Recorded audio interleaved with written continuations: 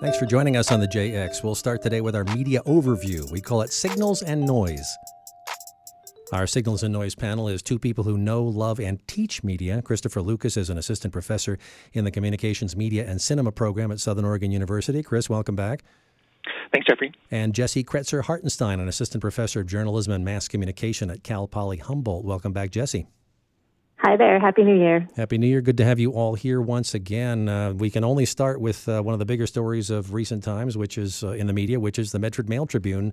After more than 100 years by that name, going out of business completely. It had ceased to put out a print edition at the end of September and then announced rather abruptly in early January that it didn't have the resources to go on.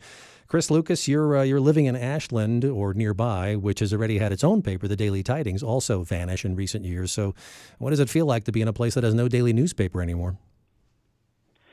Well, it's pretty concerning, and I know there's been a big burst of conversation about this around the community.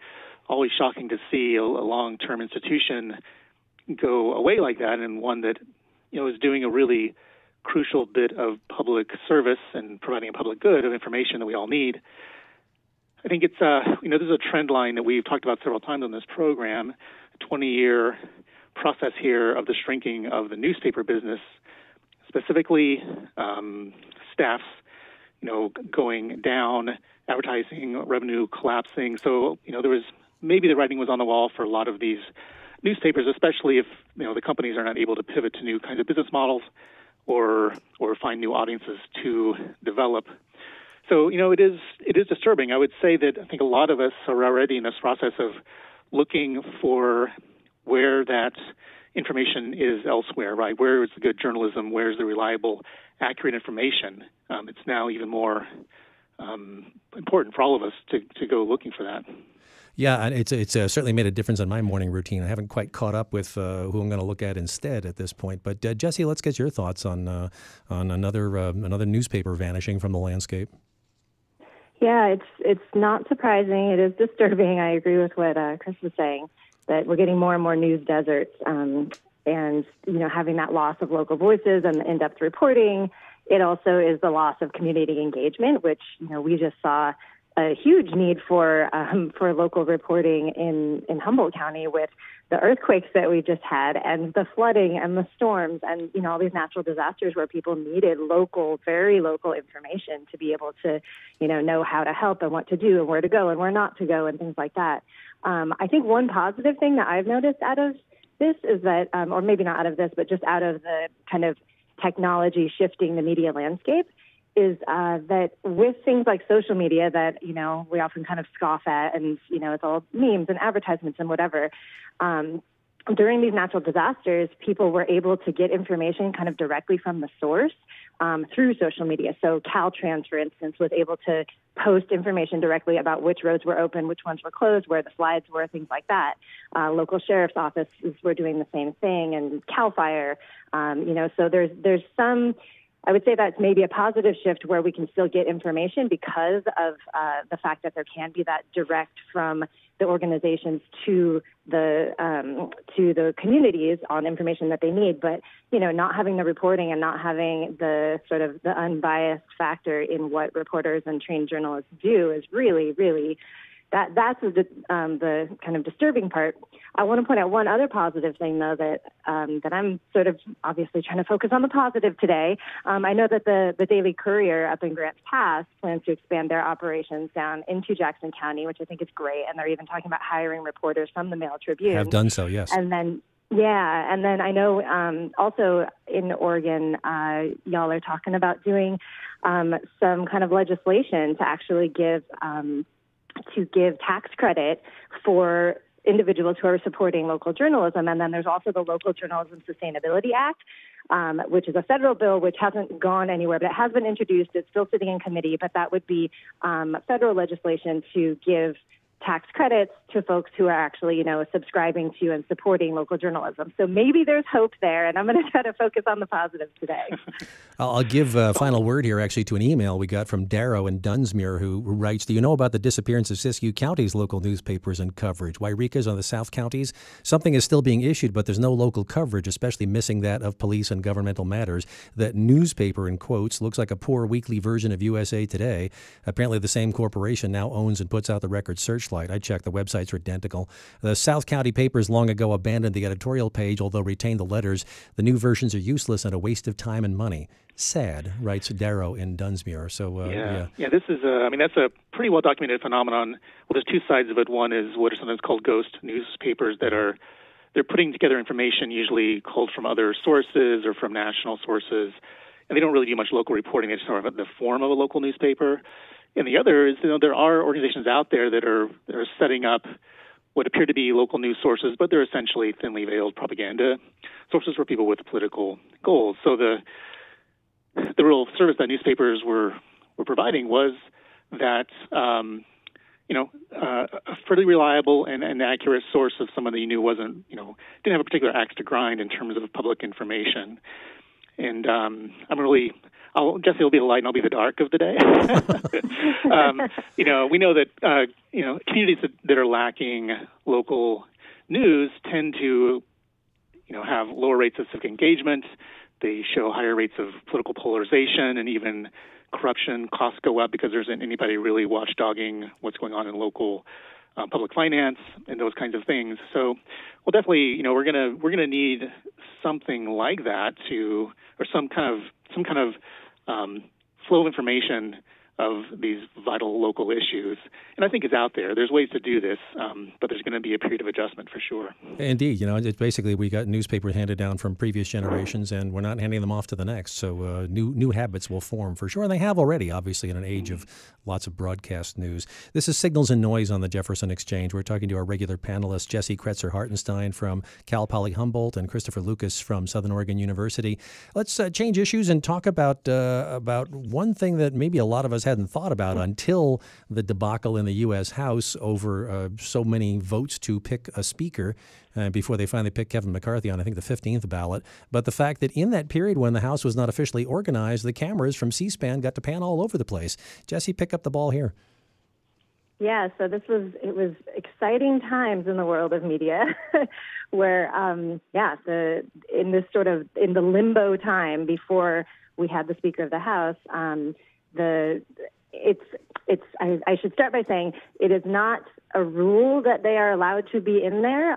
C-SPAN actually requests this every 2 years during this time of the changeover of Congress, and they request to be able to have their cameras in there because they're usually just they're usually taking the feeds that are being controlled by Congress.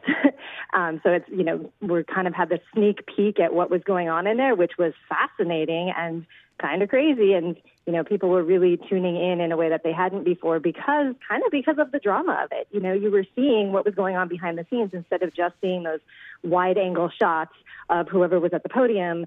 And, as I said, very controlled, very kind of sterile, pretty boring, to be honest, for most people, unless you have a vested interest in it. So, people were starting to tune in and kind of wanting to see the real side of it. And I think it was kind of extraordinary and kind of great. Not just that more people were getting engaged, that might not otherwise be, but that there was the transparency factor. That, we have the fourth estate. We talk about how we in this country get to have and share information freely, but only to some degree, right? If the government is controlling which cameras can be in there and what shots are being taken, then we really don't have transparency. And I don't know how much that's going to necessarily support democracy directly, though I think it will, but I think it absolutely will have a positive effect on the voters, on the population, right? To be able to get a full scope of the information and just have more information about who's in there, what they're doing, what they're saying, and what's going on behind the scenes. So I think that's fabulous. And I know a lot of people actually, turned to or even found out about these things from social media, not from actually watching C-SPAN because of, just the virality of the whole thing. So it's been exciting. We actually watched only one round of balloting, and it was the one just before the final one. So we got to see Mike Rogers starting to lunge at Gates from Florida, and then got to see what bad lip reading made of that a couple days later. So this truly was a media event. Chris, your take? Yeah, I'm probably one of the few of the nerdy types who does watch C-SPAN on the regular, and the numbers that were reported out of C-SPAN is not usually, Nielsen does not track the numbers of C-SPAN, but the number of people watching C-SPAN at any given moment is probably numbering in the tens of thousands, and then through that week the numbers start to creep up. So by those kind of penultimate votes and so forth, apparently they're up to almost 1 million people watching, and that's just kind of remarkable for something that's usually pretty static and non-drama as the U.S. House of Representatives. But I'm really fascinated just in kind of the evolution of C-SPAN, because a lot of people think C-SPAN is actually a government service or government agency, but of course it's funded by the cable companies, and they just sort of they put out that feed of information. It's been a really steady supply of revenue for them, and they've branched out into other kinds of programming and book TV and all these things that C-SPAN does. But they've really been threatened by the decline of cable viewership. Right, their revenue is going down, and so C-SPAN itself is branching out into now on YouTube, on other kinds of social media, Twitter. They have like 2 million Twitter followers. They have a mobile app, so they're kind of looking, not unlike newspapers, kind of looking for the next version of what they do that won't be as tied to the cable industry.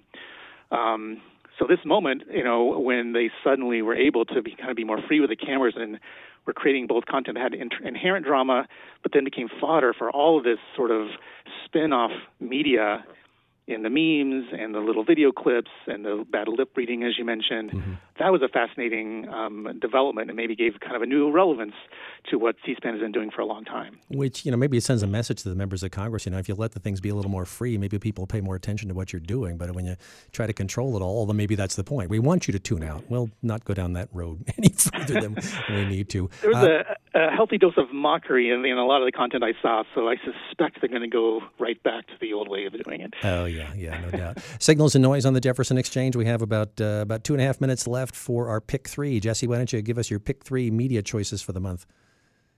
Yeah, I'm going to start with one that's quite relevant to losing local media and local news coverage.